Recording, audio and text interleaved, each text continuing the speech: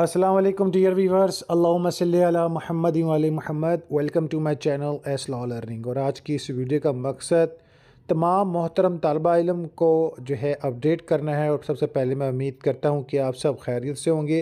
और आज इस 3 अगस्त 2025 को इस वीडियो का जो मकसद है, BZU यूनिवर्सिटी के इन लाख के तलबा को खबर करना है जिन तलबा के इम्तिहानी मसाइल को गवर्नर पंजाब लाहौर के सामने रखा गया और 4 अगस्त 2025 को इन तमाम मसाइल को मुकम्मल रिकॉर्ड के साथ इस यूनिवर्सिटी बाउद्दीन ज़करिया के VC साहब और दीगर को तलब किया गया। वक्त हालात के राह चलते, क्योंकि इस वक्त वफद का एक ग्रुप पाकिस्तान में दौरा पर है, तो मुमकिन है कि आपके इस मामले पर गौर व फिक्र मुमकिन ना हो और इसकी तलबी फिर किसी वक्त को पाबंद की जाए या इस पर नज़रसानी किसी कार्य ख़ास के ज़िम्मे की जाए।